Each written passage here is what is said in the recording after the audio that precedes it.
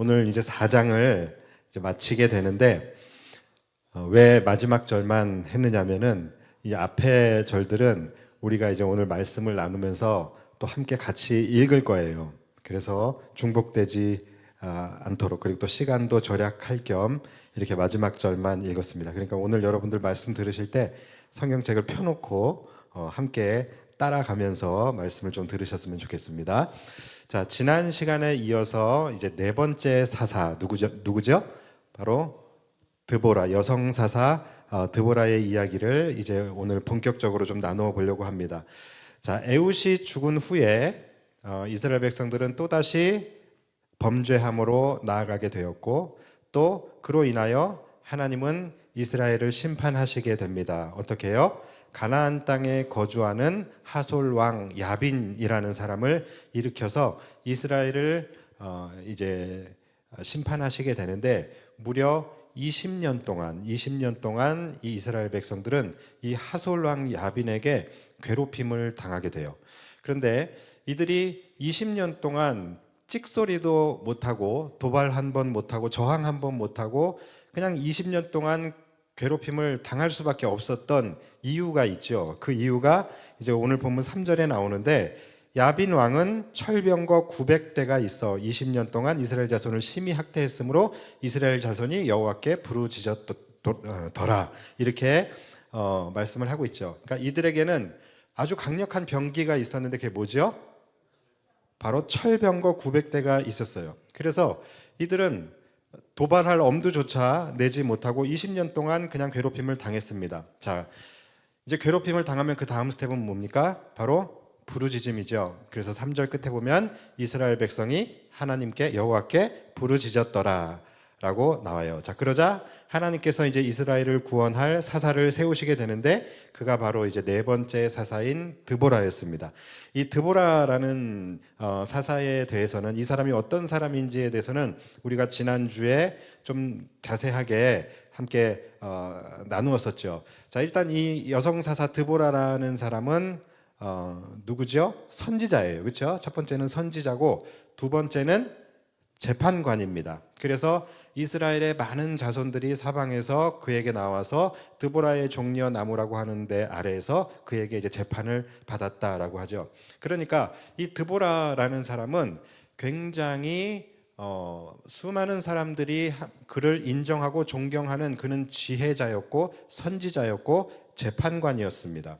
자, 그래서 하나님께서 그런 드보라를 이제 하솔 왕 야빈으로부터 이스라엘을 구원하기 위한 사사로 이제 세우시게 되는데, 이 드보라라는 사사는 그냥 평범한 아줌마예요. 그렇죠? 아줌마예요. 이 사람은 전장에 나가서 싸우는 그런 전사가 아닙니다. 자, 그래서 이 드보라가 사사 임명을 받고 난 다음에 어떻게 합니까? 이스라엘을 위해서 앞에서 싸울 이제 용사 하나를 이제 세우게 돼요. 자, 그게 이제 오늘 본문 6절과 7절입니다. 자, 우리 함께 6절과 7절을 읽어보겠습니다. 자, 시작. 드보라가 사람을 보내어 아비노함의 아들 바락을 납달리 게데스에서 불러다가 그에게 이르되, 이스라엘의 하나님 여호와께서 이같이 명령하지 아니하셨느냐? 너는 납달리 자손과 스불론 자손 10,000명을 거느리고 다볼산으로 가라. 7절. 내가 야빈의 군대 장관 시스라와 그의 병거들과 그의 무리를 기손강으로 이끌어내게 이르게 하고 그를 내 손에 넘겨주리라 하셨느니라. 아멘. 자, 여러분, 이 말씀을 지금 읽으면서 그냥 읽기만 하셨어요? 아니면 내용을 파악하면서 읽으셨어요? 왠지 여러분들의 억양이 그냥 정신은 다른 데 가 있고 그냥 읽기만 하는 것 같아서. 그런데 여러분 그러시면 안 돼요. 읽으면서 내용을 파악해야지 지금 우리가 함께 같이 갈 수가 있습니다. 자, 아무래도 안 될 것 같아서 제가 요약을 해드릴게요. 자, 요약을 하면 이렇습니다. 이제 드보라가 이제 이스라엘을 위해서 싸울 용사 바락이라는 사람을 세우게 되죠. 그리고 이제 그에게 이야기를 합니다. 뭐라고 이야기를? 이 바락이라는 사람은 아마 이스라엘의 군대 장관격 정도 되는 것 같아요. 자, 이 사람에게 이제 드보라 선지자가 사사가 이야기를 합니다. 너는 지금 게데스로 가가지고서 이스라엘 자손 10,000명을 모아라. 그리고 그 10,000명을 모아서 다볼산으로 가라라고 이야기를 해요. 자, 그러면 하나님께서 하솔 왕 야빈의 군대 장관 시스라라는 사람을 통해서 그들의 철병거와 그들의 군대를 이끌고 기손 강가에 모이게 할 것이다. 그러면 너는 이스라엘 군사 10,000명을 이끌고 내려가서 이 시스라의 이 하솔 군대를 쳐라. 하나님께서 이들을 너의 손에 넘겨주실 것이다 라고 이야기를 한 거예요. 자, 이것이 지금 6절 7절 읽은 것을 지금 제가 다시 한번 말씀을 드린 거예요. 자, 하나님의 승리의 말씀이 지금 떨어졌죠. 그렇죠? 떨어졌습니다. 그럼 이제 그 말씀에 의지해서 나아가면 승리를 하는 것이죠. 그렇죠? 아멘? 예, 아멘이에요. 자, 그런데 여기서 이제 이 군대 장관 바락이 어떻게 반응을 하냐면 8절 말씀이에요. 8절. 자, 8절 한번 같이 읽어볼게요. 바락이 그에게 이르되 만일 당신이 나와 함께 가면 내가 가려니와 만일 당신이 나와 함께 가지 아니하면 나도 가지 아니하겠노라. 자, 이렇게 이야기를 해요. 그러니까 한마디로 이야기하면 뭡니까? 누나도 같이 가 이거예요. 그렇죠? 누나도 나랑 같이 가. 누나 안 가면 나도 안 가. 라고 얘기를 지금 하고 있는 거예요. 그렇죠?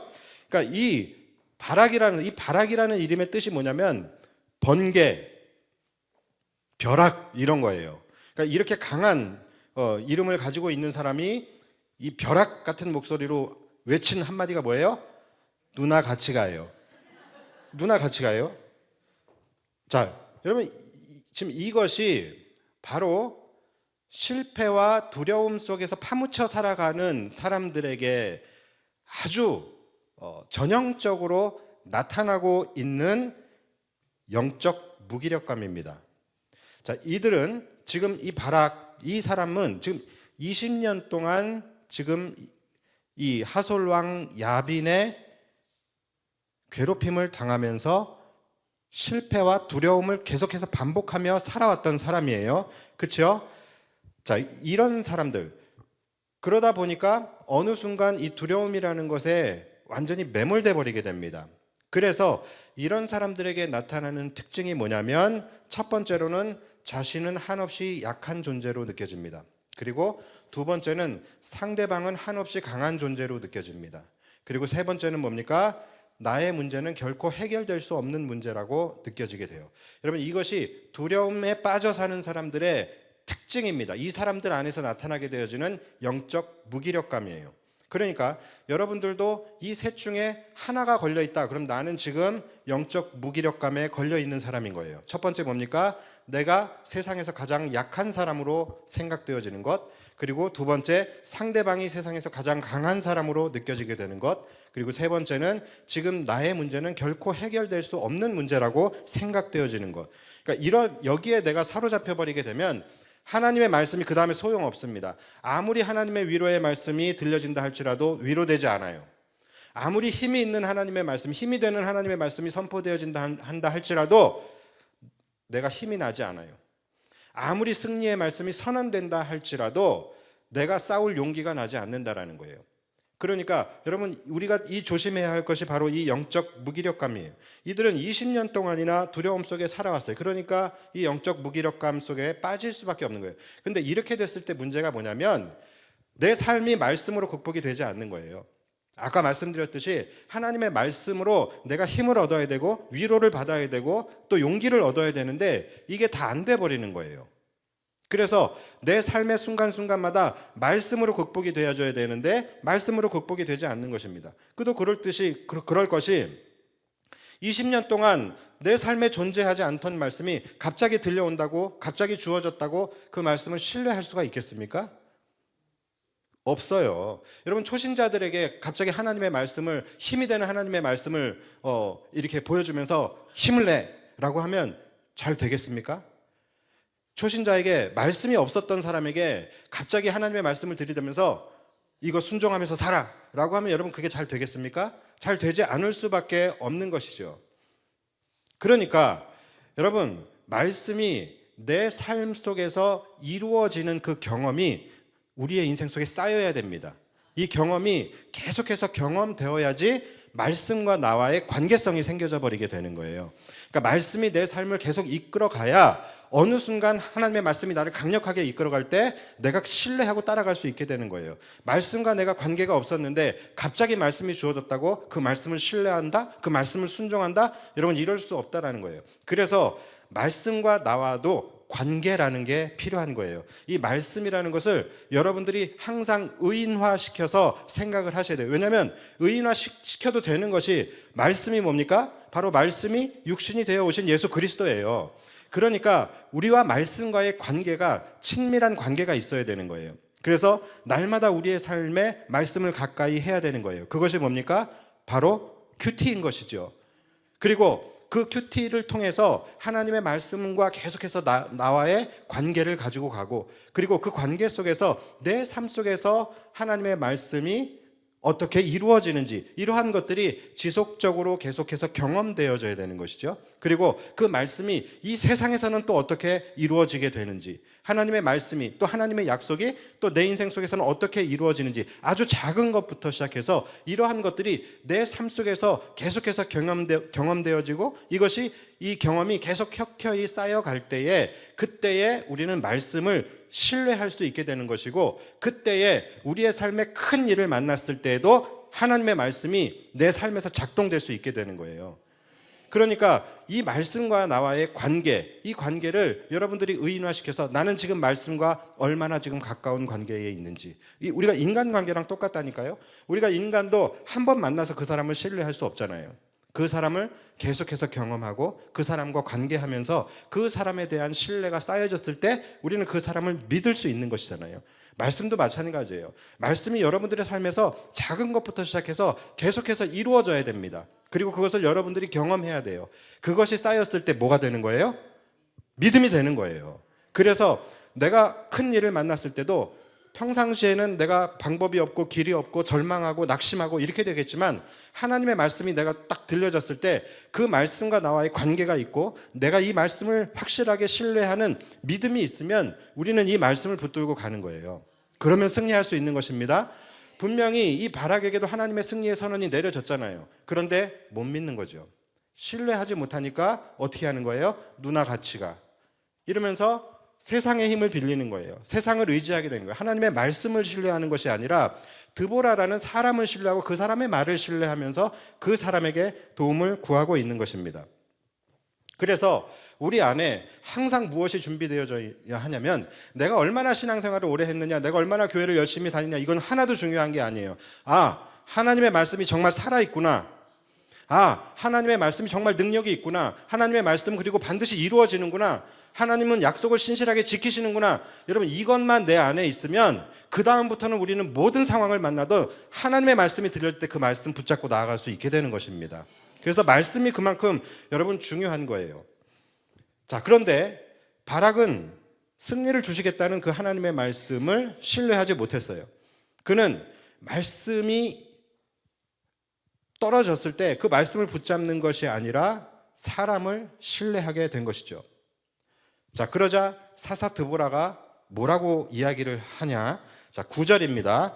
이르되 내가 반드시 너와 함께 가리라. 그러나 내가 이번에 가는 길에서는 영광을 얻지 못하리니 이는 여호와께서 시스라를 여인의 손에 파실 것임이니라 하고 드보라가 일어나 바락과 함께 게데스로 가니라. 자, 같이 읽었더니 여러분들 잘 집중 안 하신 것 같아서 그냥 제가 읽어드린 거예요. 자, 드보라가 누나 같이 가 그랬을 때 드보라가 뭐라 그랬어요? 알겠어, 같이 갈게, 이렇게 얘기합니다. 그러나 내가 같이 가지만 이 전쟁에서 이겨도 너는 영광을 받지 못할 거야, 그렇게 이야기를 해요. 그러면서 이는 여호와께서 시스라를 여인의 손에 파실 것임이니라. 자, 시스라가 누구예요? 시스라, 여러분, 시스루가 아니라 시스라입니다. 시스라는 하솔의 군대 장관이에요. 적이죠. 적장입니다. 자, 여호와께서 이 시스라를 너의 손이 아닌 여인의 손에 넘기겠다 이렇게 말씀을 하신다는 거예요. 여인의 손에 파실 것이니. 자, 여기서 또 파신다는 말씀이다. 이건 이때마다 우리는 가슴이 덜컹덜컹 내려앉아야 돼요. 자, 무슨 말이에요? 너가 받을 영광을 다른 사람한테 파시겠다라는 거예요. 너가 받아야 돼. 원래 네 영광인데 이거를 다른 사람에게 넘겨주시겠다라는 거예요. 누구에게? 다른 여인에게 넘겨주시겠다라고 말을 합니다. 자, 여러분 이 말씀 우리가 간과하지 않았으면 좋겠어요. 우리가 삶 속에서도 하나님이 주시는 승리를 경험할 수 있습니다. 그런데 승리는 하지만 우리가 그 승리에 대한 축복과 은혜의 열매가 내 삶으로 이어지지 않는 경우가 있을 수 있습니다. 우리가 사역을 할 때도 마찬가지예요. 우리가 나름 열심히 사역을 하지만 사역에서 또 승리하기도 하지만 사역의 열매를 거두기도 하지만 이 열매가 내 삶의 은혜의 열매로 연결되어지지 않고 이어지지 않게 되어지는 경우도 있을 수 있다라는 거예요. 어떤 경우예요? 바로 이런 경우예요. 첫 번째, 하나님의 말씀을 내가 온전히 신뢰하지 못하고 온전히 의지하지 못하고 나아가는 경우. 두 번째, 순종은 하되 이 바락과 같이 어떻게 하는 거예요? 조건을 걸고 순종하는 경우예요. 딜을 하는 거예요. 하나님 이렇게 해주시면 내가 순종하겠습니다. 하나님 이렇게 해주시면 내가 한번 같이 해보겠습니다. 이런 식으로 딜을 하고 이렇게 조건부 순종을 하는 경우입니다. 그리고 세 번째, 하나님이 아닌 다른 것을 의지하며 사역하는 경우예요. 하나님이 아닌 사람을 의지하고 또 하나님을 의식하는 것이 아니라 사람을 의식하며 사역을 하게 되어지는 경우예요. 이 사람 역시 하나님과 자신의 관계 속에서 그 말씀을 받고 순종하면 되는 건데 드보라라는 사람을 의지하게 돼요. 그 사람을 의지하고서 나아가게 되죠. 이런 경우 하나님께서 승리를 주실 수는 있겠지만 그 승리의 열매, 승리의 영광은 그 사람의 것이 되지 않을 수 있다는 거예요. 그래서 여러분 우리는 삶을 살아가거나 또는 사역을 하거나 하나님과 나와의 관계 속에서만 해야 되는 것입니다.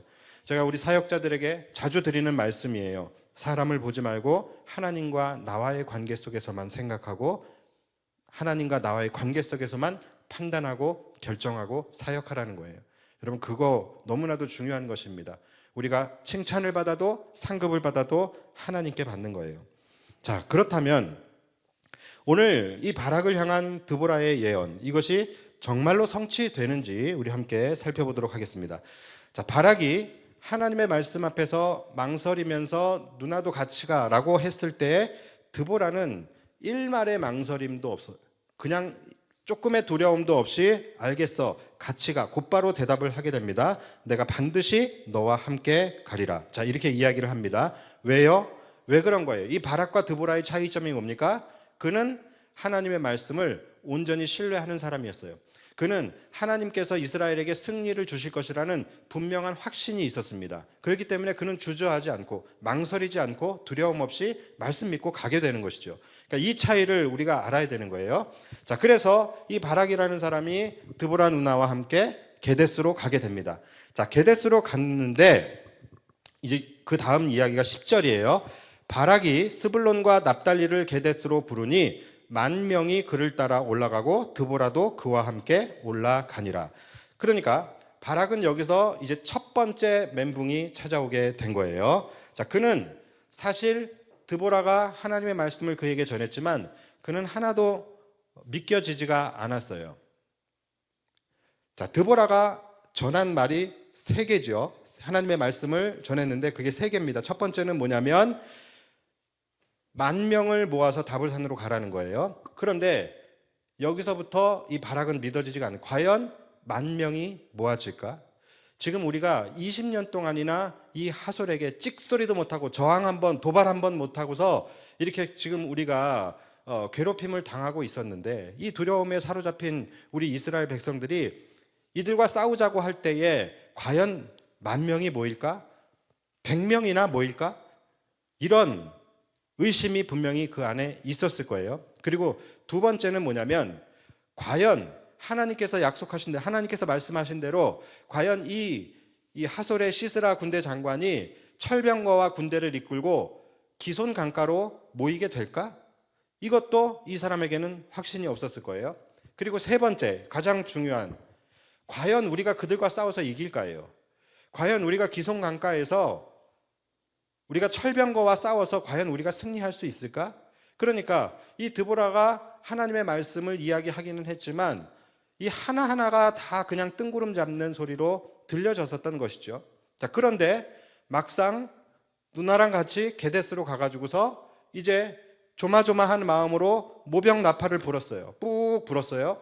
자, 그러고서 마치 게릴라 콘서트처럼 눈을 딱 떴는데 실제로 10,000명이 딱 모인 거예요. 그러니까 여기서 하나님의 말씀이 진짜 이루어지는구나 하면서 그의 안에 조그만 믿음의 씨앗이 이제 생겨나게 되는 것입니다. 자, 그래서 여러분, 제가 아까도 말씀드렸지만 말씀이 내 삶에서 작은 것이라도 이루어지는 경험이 너무나도 중요한 것입니다. 그거 여러분들 그거 무시하면 안 돼요. 그렇기 때문에 우리는 계속해서 말씀을 가까이 해야 돼요. 말씀을 알아야, 말씀을 읽어야 이 말씀이 내 삶에서 이루어지는지 이루어지지 않는지를 알지 않겠습니까? 그렇잖아요. 그렇죠? 아마 여러분들이 말씀을 읽지 않는 그러한 삶의 순간순간에도 분명히 하나님의 말씀은 여러분들의 삶 속에서 계속해서 이루어졌을 거예요. 다만 우리가 몰랐을 뿐인 것이죠. 그래서 그것을 우리가 민감하게 깨닫기 위해서는 우리는 계속해서 말씀을 읽어야 되는 거예요. 자, 그 다음에 이어서 이제 바락이 두 번째 멘붕을 경험하게 돼요. 이 말이 멘붕이라 그래서 이상한데 이게 이제 말씀 앞에서 딱딱하게 굳어져 있던 완악한 이제 자신의 그 불신한 마음, 이러한 것들이 이제 하나씩 이제 깨어지기 시작을 하는 거예요. 자, 12절 아비노함의 아들 바락이 다볼산에 오른 것을 사람들이 시스라에게 알림해. 자, 13절 어떤 일이 일어나는지 보십시오. 자, 13절입니다. 시스라가 모든 병거 곧 철병거 900대와 자기와 함께 있는 모든 백성을 하롯의 탓고임에서부터 기손강으로 모은지라. 자, 어떤 일이 일어나요? 하나님의 말씀이 이루어지지요. 하나님의 말씀대로 하솔의 군대 장관 시스라가 지금 이스라엘 군대가 10,000명이 지금 다볼산에 모여 있다라는 보고를 받게 돼요. 자, 그리고서 이 시스라가 일어나서 철병거 900대와 자신의 모든 군대를 다 모은 다음에 어디로 가요? 어디로 가야 돼요? 이스라엘 백성들이 있는 다볼산으로 가야 맞잖아요. 그런데 그가 어디로 가냐면 기손 강가로 이제 가게 됩니다. 자, 이것을 보는 순간 이제 바락 안에 하나님의 말씀에 대한 그 불신의 마음들이 이제 완전히 깨져버리게 됩니다. 하나님의 말씀이 정말로 이렇게 이루어지는구나. 그래서 이제 하나님에 대한 말씀이 그의 안에서 그 믿음이 굳건해지게 돼요. 자, 이어서 14절 말씀입니다. 14절 드보라가 바락에게 이르되 일어나라. 이는 여호와께서 시스라를 내 손에 넘겨주신 날이라. 여호와께서 너의 앞서 나가지 아니하시느냐 하는지라. 이에 바락이 10,000명을 거느리고 다볼산에서 내려가니. 자, 이해되십니까? 자, 드보라가 바락에게 야, 때가 되었다. 이제 일어나. 너는 지금 이스라엘 백성들 10,000명을 이끌고 기손 강가로 내려가서 그들을 쳐라. 하나님이 너와 함께 하실 것이다. 이렇게 이야기를 하는 거예요. 자, 여러분, 사실 이 명령은 말도 안 되는 명령이에요. 이것은 전쟁의 지읒자만 알아도 이거는 결코 내릴 수가 없는 명령입니다. 여러분 생각해 보십시오. 지금 이들은 무엇과 싸워야 되죠? 철병거랑 싸워야 돼요. 그러면 여러분 철병거와 싸우는 전투에서는 어디에서 싸우는 게 가장 유리하겠어요? 그렇죠? 철병거가 움직이기 힘든 또는 철병거가 올라갈 수 없는 곳에서 싸워야지 그게 전술이고 전략이죠. 그러니까 산의 골짜기라든가 아니면 산 정상에서 싸워야 되겠죠. 근데 이들은 지금 다볼산에 있어요. 그러니까 이들은 다볼산에서 내려가면 안 되는 거예요. 그곳에서 싸워야 되는 것이죠. 그렇죠? 자, 그런데 아마 보통의 바락이었다라고 한다면 야, 저 아줌마가 진짜 돌았나? 내가 저 아줌마한테 내가 지금 전쟁을 맡긴 내가 바보지. 그랬을 거예요. 자, 그런데 바락이 어떻게 합니까? 이에 바락이 10,000명을 거느리고 다볼산에서 내려가니. 그러니까 바락이 지금 유리한 고지를 버리는 거예요. 그러니까 그 전에 드보라가 너희 지금 유리한 고지에 있는데 유리한 고지를 버리고 불리한 고지로 가라고 명령을 하고 있는 거예요. 근데 이 명령을 바락이 순종을 해요. 그래서 정말로 자신의 그 유리한 그 진지가 구축되어져 있는 다볼산에서 이들이 내려가서 기손 강가로 날아갑니다. 여러분, 기손 강가는 평지입니다. 평지. 그러니까 평지이기 때문에 이들이 가지고 있는 이 철병거가 극강의 전투력을 낼 수 있는 곳이 바로 기손 강가예요. 그런데 이들이 지금 유리한 곳을 버리고 불리한 곳으로 지금 내려가고 있어요. 여러분, 어떻게 순종할 수 있었던 걸까요? 이제 바락은 드보라의 말이 아닌 하나님의 말씀을 믿었기 때문에 내려갈 수 있게 된 것입니다.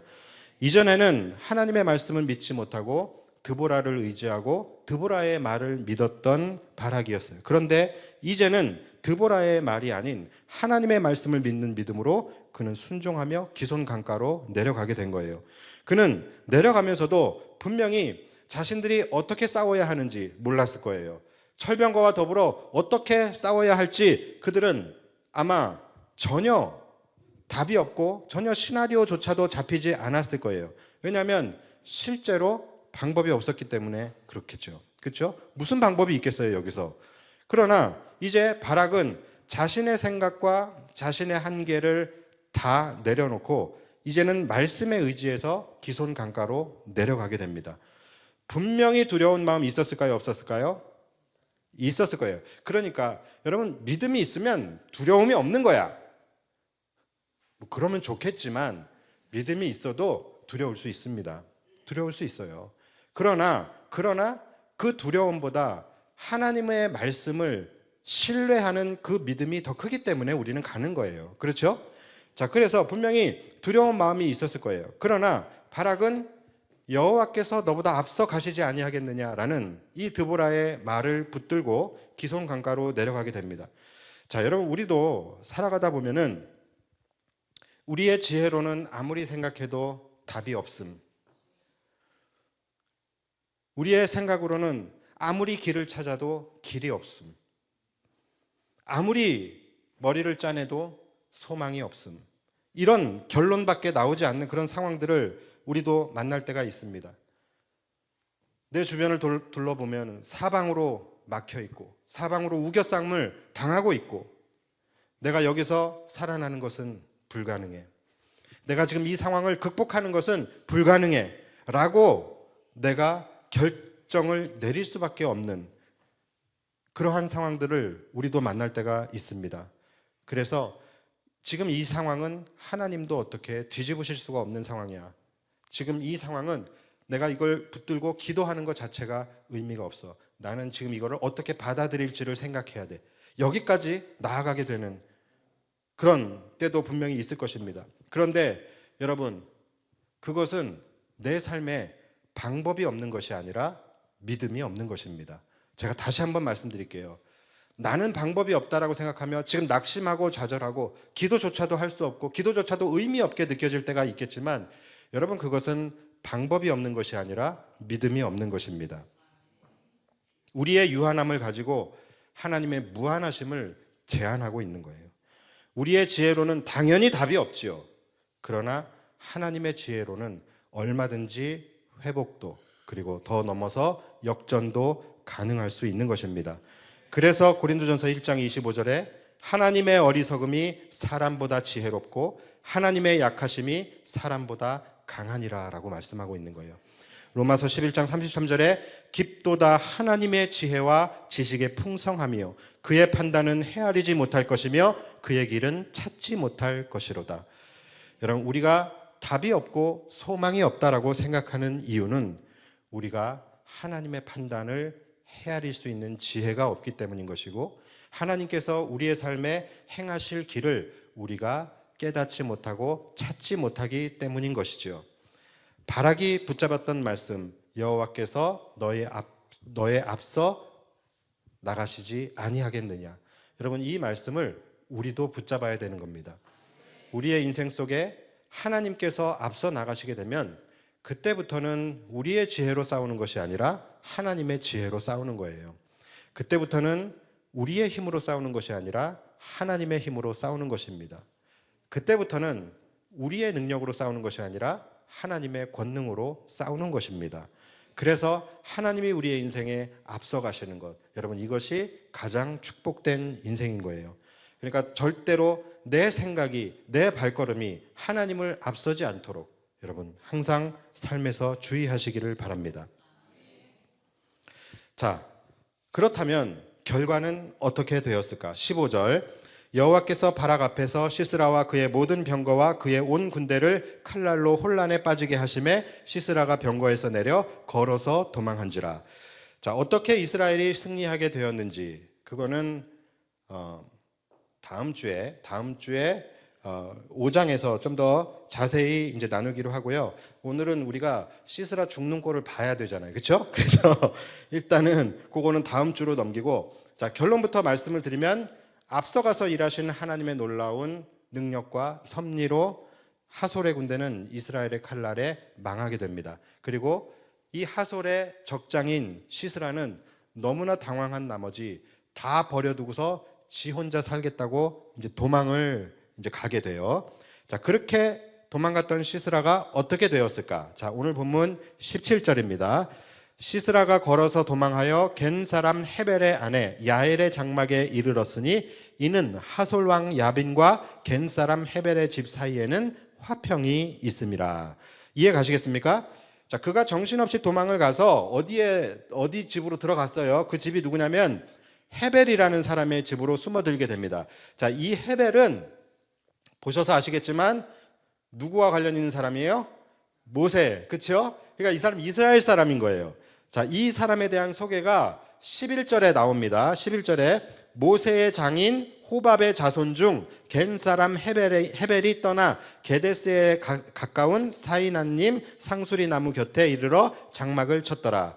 자, 이 앞뒤로 전쟁 이야기가 나오잖아요, 그렇죠? 전쟁 이야기가 막 박진감 있게 가다가 갑자기 11절에서 뚝 끊어버려요. 뚝 끊어버리더니 너무나도 생뚱맞게 이 헤벨이라는 사람을 소개를 하게 되죠, 그렇죠? 그래서 우리는 이상하다 생각될 수 있지만 왜 지금 11절에 이 헤벨이 갑자기 생뚱맞게 나왔냐면은 시스라가 나중에 이 헤벨의 집으로 도망갈 거기 때문에 지금 미리 이 광고 시간 티저 구절이라고 보시면 예, 되는 거예요. 그래서 11절에 헤벨을 먼저 소개를 해버려요.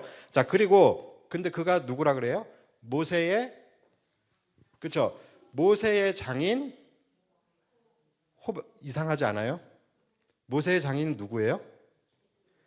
그렇죠? 이드로잖아요. 호밥은 누구예요? 호밥은 모세의 처남. 우리 민수기에서 다 배웠어요. 자, 호밥은 모세의 처남이에요. 그런데 모세의 장인 호밥이라고 나와요. 그러니까 요거는 제가 볼 때는 이 사사기 저자가 착각을 했다고 볼 수 있어요. 저는 이런 것 때문에 오히려 더 성경을 신뢰하는 거예요. 네. 고칠 수 있잖아요. 고칠 수 있는데 안 고쳐요. 우리가 오해할 수 있는 구절들 엄청 많잖아요. 근데 성경은 안 고칩니다. 그냥 그대로 내보냅니다. 그래서 성경이 더 신뢰가 가는 거죠. 어쨌든 이거는 제가 볼 때는 요거는 착각한 거예요. 모세의 어쨌든 중요한 거는 그게 아니고 중요한 건 이 헤벨이라는 사람이 누구냐라는 거예요. 이 사람 이스라엘 사람이라는 것이죠. 자, 이스라엘 사람인 거예요. 자, 그런데 17절을 보면 시스라가 걸어서 도망하여 겐 사람 헤벨의 아내 야엘의 장막에 이르렀으니 이는 하솔 왕 야빈과 겐 사람 헤벨의 집 사이에는 화평이 있음이라. 자, 시스라가 헤벨의 집에 숨어 들어갈 수 있었던 이유가 나오죠. 뭐예요? 이상하게도 하솔 왕 야빈과 이 겐 사람 헤벨의 집이 서로 화평했대요. 원래는 관계가 좋을 수가 없지요, 그렇죠? 좋아서는 안 되는 것이죠. 왜냐하면 이스라엘은 하솔의 침략을 받았고 괴롭힘을 당했어요. 그러니까 이스라엘 백성 입장에서도 하솔은 원수가 되어야 되죠, 그렇죠? 그런데 이 둘은 사이가 좋았대. 자, 이 말은 무슨 말입니까? 뭘 추측하게 할 수 있어요? 이 헤벨이라는 사람이 요즘으로 이야기하면 이스라엘 사람임에도 불구하고 하솔 왕에 붙어 있는 사람이에요. 하솔 왕에 붙어서 아첨하면서 관계를 유지하는 매국노 이런 거, 예, 그런 거였을 가능성이 있어요. 자, 그러니까 이제 시스라도 안심한 거죠. 안심하고서 이 헤벨의 집으로 피신을 간 것입니다. 자, 시스라가 이제 막 도망가서 막 쩔뚝거리면서 헤벨의 집에 도착하자 이 헤벨의 아내 야엘이라는 사람이 뛰어나가서 그를 맞이합니다. 그를 이제 영접하게 돼요. 그러면서 그 사람을 보고서 아이고 시스라 장군님 이게 지금 어찌 된 일입니까 하면서 여기는 안전하니까 안심하시고 두려워하지 마시고 여기서 좀 누워 계십시오라고 하고서 이불을 덮어줍니다. 그러니까 이제 시스라가 안심을 하게 된 거예요. 안심을 하고서 내가 지금 목이 마르다. 내가 지금 너무 도망을 왔더니 목이 마르니까 물 좀 주시게. 그러니까 이 야엘이 아이고 귀한 분이 오셨는데 어떻게 제가 물을 드릴 수 있겠습니까? 하면서 우유 부대를 열어 가지고서 어떻게요? 예, 우유 부대를 열어서 이 꾸덕꾸덕한 요거트를 이제 그에게 여기서는 이제 성경에는 우유라고 나왔는데 요거트입니다. 요거트를 줘요. 근데 갈증에는 물이 낫지요, 그죠? 그렇잖아요. 여러분 막 목말라 죽겠는데 막 갈증이 나 죽겠는데 막 누가 요플레를 줘요. 그러면 갈증이 해소되겠습니까? 근데 어쨌든 이제 이 요거트를 줘요. 뭐 주석에 보면은 이 요거트가 숙면에 좋은 효과가 뭐 있다고 뭐 그래서 근데 뭐 거기까지는 뭐 우리가 생각할 필요는 없을 것 같고 어쨌든 이 요거트를 줘요. 그러니까 이 사람이 요거트를 먹은 다음에 이제 마음의 안정을 찾습니다. 그리고 야 그래도 내 목숨 하나는 건졌구나라는 생각을 하면서 그가 잠에 이제 깊은 잠이 들게 돼요. 자 그런데 헤벨의 아내 야엘 이 야엘이 여기서 놀라운 행동을 하게 됩니다. 그가 이 시스라가 잠들어 있는 것을 보고서 그가 한 손에는 장막을 세우는 말뚝을 그리고 한 손에는 그 말뚝을 박는 방망이를 이렇게 들고서 살금살금 이 시스라가 자고 있는 방으로 들어가게 돼요. 들어갔더니 깊이 잠이 들었어요. 아마 옆으로 누워서 잠을 잤던 것 같아요. 자, 그러니까 이 야엘이 어떻게 하느냐면 이 말뚝을 가져다가 이 시스라의 관자놀이에 대고서 한 방에 이거를 이제 내려치게 됩니다. 얼마나 세게 내려쳤을까? 이거는 한 방으로 끝내야 되는 거예요. 그렇죠? 한 방에 죽이지 못하면 어떻게 되겠어요? 시스라가 많이 아프겠죠. 그렇죠? 그러니까 이거는 한 방에 죽여줘야 되는 거예요. 예. 그래서 이건 한 방에 끝내야 된다라는 일념하에 세게 쳤는데 너무 세게 쳤어. 그래서 관자놀이를 뚫고서 이 말뚝이 이제 바닥에 이제 박히게 되었다라고 성경은 기록하고 있어요. 그래서 이 시스라가 그 자리에서 즉사를 하게 됩니다. 왜 옆으로 자지 말라는지 옆으로 자는 게 건강에 안 좋다 뭐 그런 말 많이 하잖아요. 생명에 안 좋습니다. 옆으로 자는 거는 우리 남편분들 잠잘 때 항상 긴장하시고 절대 옆으로 누워 자지 마세요. 자, 그래서 이 사람이 그냥 그 자리에서 즉사하게 돼요. 그리고서 이제 이 이스라엘의 군대 장관 바락이 이제 그 기손 강가에서 전투를 다 마치고 진멸을 시킵니다. 그리고 이제 시스라를 쫓아서 막 따라오고 있는 그 상황에서 야엘이 그 사람을 불러 세우고서는 이제 집으로 안내를 하게 되죠. 그리고서 뭐라고 이야기합니까? 당신이 찾는 사람이 여기 있습니다라고 하면서 방문을 딱 열으니까 이 시스라가 처참한 모습으로 이제 죽어 있는 것을 보게 돼요. 자, 여러분 고대 전쟁에서 그 전쟁의 가장 큰 영광은 누가 가져가게 됩니까? 적장에 목을 벤 사람이 가져가게 되는 거예요. 그렇죠? 자, 그런데 지금 이 상황은 어떤 상황이에요? 누가 목을 뱄어요? 누가 이 적장을 죽였습니까? 예, 이 야엘이라고 한 여인이 이 적장에 목을 벤 거예요. 자, 그래서 결국은 이 전쟁의 영광은 누가 가져가게 돼요? 바락의 것이 아니라 야엘이라고 하는 한 여인의 것이 됩니다. 이로써 앞에 9절에서 말씀하신 그러나 내가 이번에 가는 길에서는 영광을 얻지 못하리니 이는 여호와께서 시스라를 여인의 손에 파실 것임이니라. 자, 이 말씀이 이루어지게 됩니다. 자, 오늘은 이제 여기까지 하겠습니다. 자, 우리는 오늘 이 이야기를 통해서 참 어떻게 보면 잔인해요. 예, 그래서 이 사사기는 좀 읽을 때 좀 그렇습니다. 우리의 마음이 썩 좋지는 않아요. 자, 그런데 그 가운데서도 우리가 이 말씀 속에서 생각해 보아야 할 중요한 한 가지의 교훈이 있습니다. 여러분, 어떤 싸움이든 대적이 다르고 형태가 다르고 나타나는 양상이 다를 뿐이지, 여러분, 다 결국은 무슨 싸움입니까? 믿음의 싸움이라는 거예요. 지금 여러분들의 삶을 괴롭히고 있는 것이 있습니까? 하솔 왕 야빈처럼 20년 동안 혹은 그보다 더 많은 시간 여러분들의 삶을 옥죄고 올가매고 있는 무언가가 있으십니까? 각자 사람마다 아마 있으실 거예요. 지금 내 인생을 불행하게 하고, 지금 내 인생을 한없이 작아 보이게 하고, 지금 내 자신을 한없이 초라하게 느껴지게 하는 그 무언가가 아마 사람들마다 있을 거예요. 그리고 그것이 마치 우리의 눈에는 철병거와 같아서 내가 도저히 이길 수 없고 싸워볼 엄두조차 내지 못하는 그런 대적들이 각자의 삶 속에서 있을 것이라는 것이죠.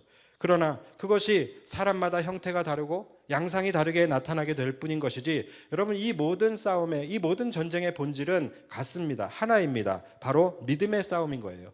어차피 대적이 누구든 우리의 힘으로는 이길 수가 없어요. 다른 무언가로는 우리가 그것들을 이길 수 없고, 우리는 오직 무엇으로만 이길 수 있습니까? 믿음으로만 이길 수 있다라는 거예요.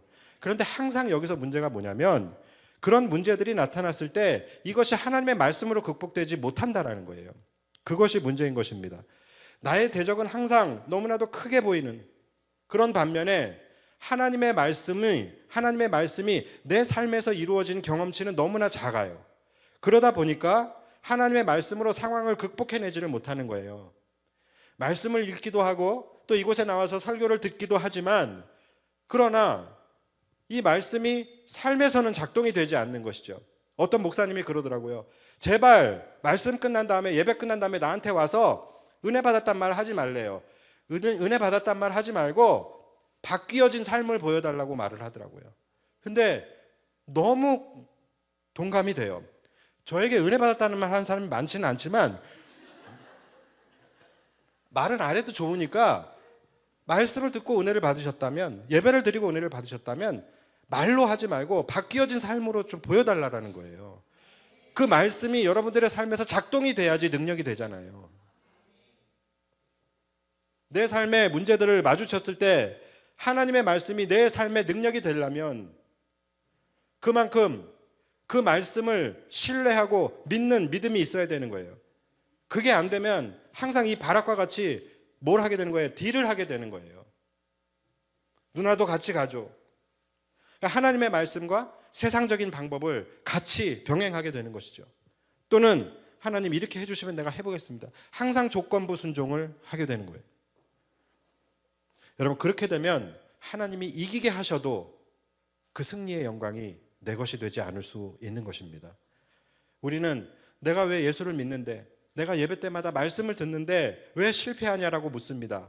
여러분, 우리가 실패하는 이유는 말씀이 없어서도 아니고, 말씀을 듣지 않아서도 아니고, 말씀을 몰라서도 아니에요. 말씀을 믿지 않기 때문인 것입니다. 항상 결정적인 순간에 그 말씀을 믿는 믿음이 없어서 그 말씀을 붙들고 나아가지 못하는 거예요. 여러분, 하나님은 수도 없이 우리에게 말씀을 하셨어요. 내가 너희를 결코 버리지 않을 것이다. 내가 너희를 고아와 같이 내버려 두지 않을 것이다. 네가 수렁에 빠졌을 때 나는 반드시 너를 수렁에서 건져낼 것이다. 네가 대적을 만났을 때 반드시 나는 너보다 앞서가서 대적을 이기게 할 것이다. 수도 없이 우리에게 말씀을 하셨어요. 왜요? 그분이 우리의 아버지시니까. 우리도 그렇잖아요. 내가 살아있는 한 내 자녀는 내가 목숨 걸고 지킨다. 여러분, 이것이 우리의 마음 아닙니까? 하나님이 살아계시다면, 하나님이 살아계시는 한 여러분들은 반드시 하나님이 지키십니다. 왜냐하면 하나님이 우리 아버지시잖아요. 그러니까 여러분 절대로 어떤 순간에도 이 말씀을 우리가 믿는 믿음이 있다고 한다면 낙심하지 않고 절망하지 않을 수 있는 것이죠. 그런데 항상 누나 가치가 전적으로 하나님을 믿고 말씀에 의지해서 가시기 바랍니다. 결국은 믿음의 문제예요. 결국은 믿음의 싸움입니다. 인생의 고통을 끝내는 방법, 하나님의 약속의 말씀을 믿는 믿음밖에 없는 것입니다. 하나님이 나의 아버지 되심을 믿고 믿음으로 나아가시는 저와 여러분들이 되시기를 주님의 이름으로 축복합니다.